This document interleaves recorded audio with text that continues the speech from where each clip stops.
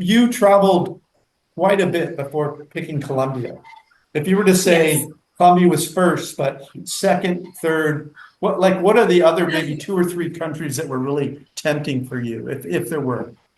Oh yes, there's always. I actually love Argentina. I spent all of 2020 in Argentina. I'm not sure if I would live there full time, but it would be if I didn't live in Colombia, I would most likely go to Argentina because I just love the landscape of Argentina and I love the food in Argentina. So I would pick Argentina somewhere in the countryside, a little bit outside of Buenos Aires.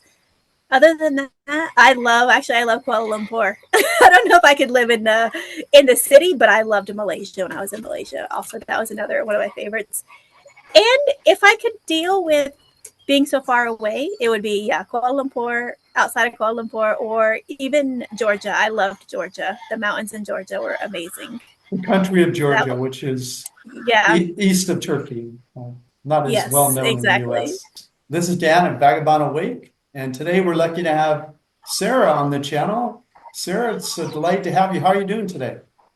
Hi, nice to be here. I'm great. Thank you so much for having me. This is Well, exciting. it's our pleasure. So, Sarah, tell us where in the world you're from and where are you sitting right now? So I'm actually originally from Kentucky in the United States, and I'm currently sitting in on my farm in Colombia, in 𝗵𝗄𝗃, Colombia. It's about 2.5 hours outside of Medellin. And you have a farm there. Well, fascinating. I can't wait to get into this. So, what job were you doing when you resigned and left the United States? So I was actually an ICU nurse, and I was working at a on in the float pool at UCLA Medical Center in Los Angeles, California. Okay, okay. And what made you say, you know what? I'm out of here. I'm off to Colombia. What was the thinking there? So I had wanted to travel for years, about 3 or 4 years prior. I wanted to just quit my job and travel the world, and I just wasn't sure what to do. So I found a cheap one-way ticket to Bogota, actually, and that was in 2018. I traveled the whole world, and I fell in love with Colombia, and I just kept coming back. So I decided to stay, basically. That's great. And so, when you were traveling, like how many countries did you visit before you said Colombia's the place for me? Oh, I think I went to about, I was counting the other day, about between 30 and 35 countries Wow, amazing. before. That's Mm-hmm. amazing. And how long did that take? Did that process take before you said, all right, let's park it in Colombia? So I just settled down, decided on Colombia last year. So I was traveling from 2018 until 2024, end of 2024. That is an informed decision. Yes, I wanted to. I was in Georgia last year, the country Georgia, because I thought maybe I want to settle down there because I basically chase mountains. I love the big mountains, and it was a little too far from my family. So Colombia had, I mean, I fell in love with it in 2018, but I wanted to make sure. So yeah, I was very informed. That's great. That's great.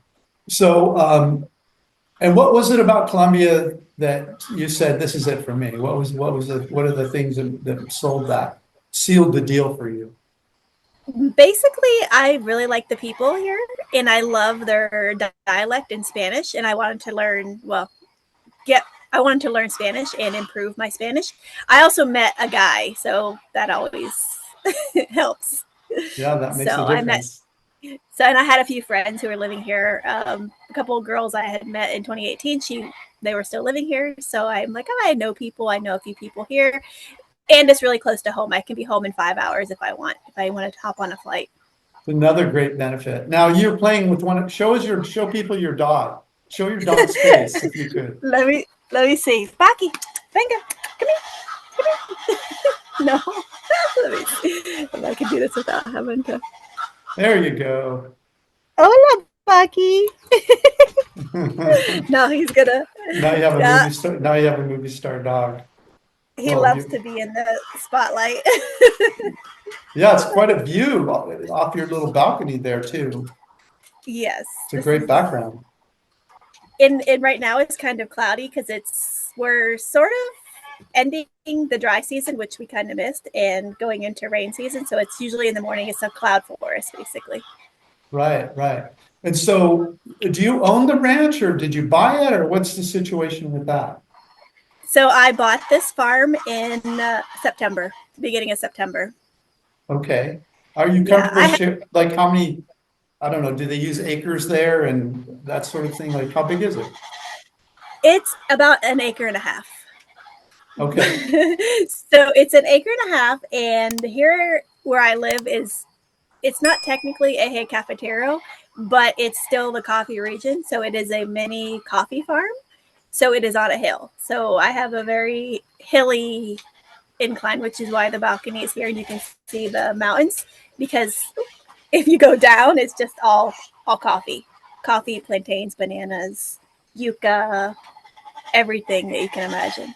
Very cool. Very cool. And can I ask what you paid for it?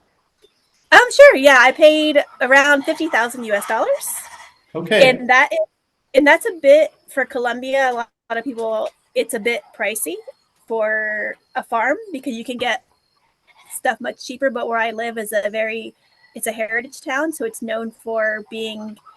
It's like one of the most religious towns in Colombia, in Antioquia, actually. So it has a lot of religious tourism. So it's a very well sought after area. Yeah, desirability always determines pricing, doesn't it? Yeah, exactly. Yeah. So is it financed or did you pay for it? In other words, do you have a monthly payment on it? No, I paid cash for it. Okay, it was great. just easier. That's, yeah, of course. And so what are some of your other bills? Just to give an idea of what it costs to live there, like utilities, gas, electricity, water. What are some of the other expenses? And maybe property tax, if you know. Yeah, so my property tax, I haven't paid it yet, but it will be around 100, between 100 and 150 US dollars. I'm not 100% sure yet because that'll come up in September. My utilities, I don't pay for water because I have 2 springs on my property, so no water bill.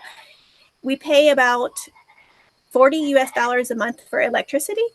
We have internet, we have Starlink internet, so we pay about $60 a month for Starlink. And then we pay gas. We buy like a propane tank for gas, which costs around $20 a month. What do you think you can spend on groceries per month? Groceries. So there are 3 of us who live here. My partner lives here and his mother also lives here. So for 3 people, groceries, we spend between 300 to 400 a month, depending on if we splurge on, certain items that are more expensive in town. So between $300 and $400 a month. Okay. For 3 people. Okay, that's great. And then what's a typical, like if you go out to lunch, they have great lunch specials around Colombia when I was last there. So like the typical lunch is like a menú del día. It has like the chicharrón, it has arroz, frijoles, sopa, like a soup, and juice will cost around 17 Colombian pesos, which is approximately 4 US dollars. Okay, okay. And what do you guess you spend in restaurants on, per month?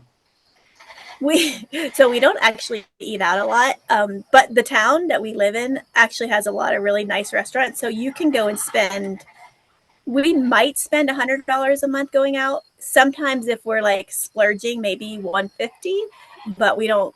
That's eating out about once a week. That's great. That's great. And yeah. So, what about cell phone?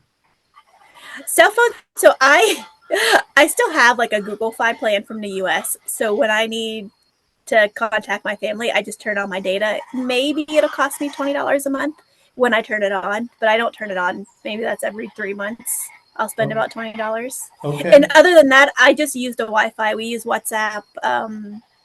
If I want to add data to my phone or get a SIM card, it might cost me like $10 a month, if anything.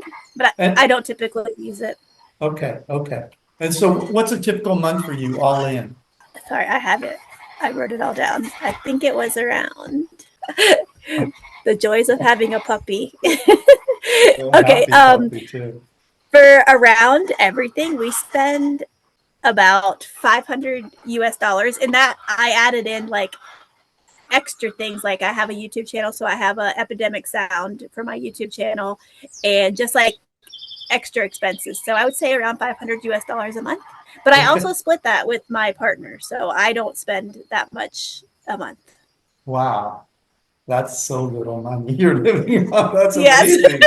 Yeah. So once you leave like Medellin, or you get outside the cities in Colombia, it's way more affordable. Plus, I have a Colombian partner, which helps not to get like the gringo tax. So I have over 140 interviews with expats living overseas. For some reason, YouTube always puts the one in the feeds that are living for $1,000 or less per month. But that's not a typical expat. Typical expats spend more like $2,000 a month, some over $3,000 a month. And you'll see that in my YouTube playlist of expats. If you go on a steady diet of Western accommodations, Western food, and expat bars, it's almost impossible to get under $2,000 a month. And don't leave your home country until you have significant savings in case of an emergency. Many locals know how to live cheaply in their home country, but very few expats do. You have to put your feet on the ground before you will know what your life costs overseas. Plus, I have a Colombian partner, which helps not to get like the gringo tax. So that's a huge factor of why everything is so economical for me. Absolutely, that makes a big difference. So what about safety? People are always saying, Colombia this, Colombia that. Do you feel safe there? I feel safe where I live, mainly because the town, like I said, is a very religious, tourism heavy town. And when they had a lot of trouble in the 80s and 90s, this town was pretty protected because it has a lot of influence and a lot of people want to protect the religious areas here. So it never had the same sort of trauma that other cities have had throughout Colombia, which is a huge factor of why I chose to live here also, because having a farm, if I had it in other areas, I might feel a little bit insecure, but I don't here. I know all my neighbors. Everyone is super friendly. The locals are amazing. How do you spell the name of the town? J-E-R-I-C-O. Okay, cool. It's like Jericho. Oh, Jericho. Okay, great. Yeah. And you've tried dating there. What's your thoughts about that? Well, when I first came, I dated, and I was fine for me. And then I ended up meeting in 2021, I met my partner. So I guess it worked out for me. It was relatively easy to date here as a white woman. Okay. So you felt it's an easy place to date. That's great. Yeah, I felt that way, and I know, and I have a few friends who have had a few issues, but they live in the city, and being in the city is such a different feel. It's like cities all over the world. There's always more diversity, more things to do, more people to choose from. So maybe I just got lucky also. So what sort of visa do you have, and what's it take to get that visa? So I actually have a marriage visa. So we're legally married in Colombia, and to get that visa, so that's actually the easiest way. If you have a partner, that's the easiest way to get residency in Colombia. Because and normally our audience is retirement age. I understand there's a retirement visa there too. Is that a little easier to get? That is a lot easier to get. That's like getting the migrant marriage visa. So as long as you can prove that you have, I'm not sure how much money you need to prove that you have coming in, but usually the pension that you get from the U.S. qualifies for that requirement. And it's a similar type of visa. You hold the migrant visa, and then you can apply for residency. And then every 5 years, you have to renew it. So that's a very easy way to come to Colombia also, as a retirement visa. Mm-hmm. Do you farm there? Do you grow stuff on your farm? Yes. So I'm actually starting a homestead. So I have this big dream to have a bunch of animals, but right now I only farm what was here when I got here. I have the plantains, the yucca, the coffee.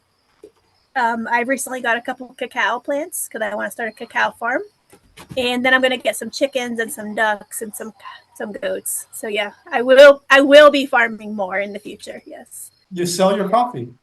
Yeah, we sold our coffee in December when it was coffee season. So I did do the coffee this year. Yeah. Wow, that's great. So you might be able to get that grocery bill down from down $100, $200 if you grow stuff, right? That is exactly my plan, is to have a $0 grocery bill to grow Wow. everything. Yes. Yeah. But right now it's nice because the one thing about living in the countryside, and when you can speak Spanish, I actually buy eggs from a local lady, and I buy chickens from a local lady also. So we like buy things locally also. So and that's a little bit cheaper than going to the grocery store. You have a YouTube channel. Tell people what the name of it is. It's just my name, Sara Burdick. And spell your name. Sara, and my last name is Burdick. And what do you like to talk about on your channel, Sarah? So when I was traveling, obviously I was doing travel stuff. And now I basically talk about homesteading and what I'm doing on my farm, and just kind of show my whole goal for my YouTube channel. And I also write online, is to inspire other people to chase their dreams. So I show a lot of myself building my farm right now, doing work on the farm, and eventually we're going to have a couple cabins, and I want to open a coffee shop. So I just kind of show the process of what it's like to start over, because I feel like I'm in my 40s. So I feel like starting over in your 40s, you know, going from being a nurse to a farmer. So I kind of just want to inspire people to chase their dreams. And hopefully I do that through my YouTube channel. Plus I talk about how much it costs to live here, how to get here, things that people ask me questions about, and try to be helpful for those. That's all great. And that's helpful. That's the kind of stuff my audience will want to know about if they go over there. If you can put yourself back in the US before you left, and what would you want to whisper in your ear? What would you do different, or advice? And I just wanted a home base. So I like having a home base outside of the United States because I don't have a home there.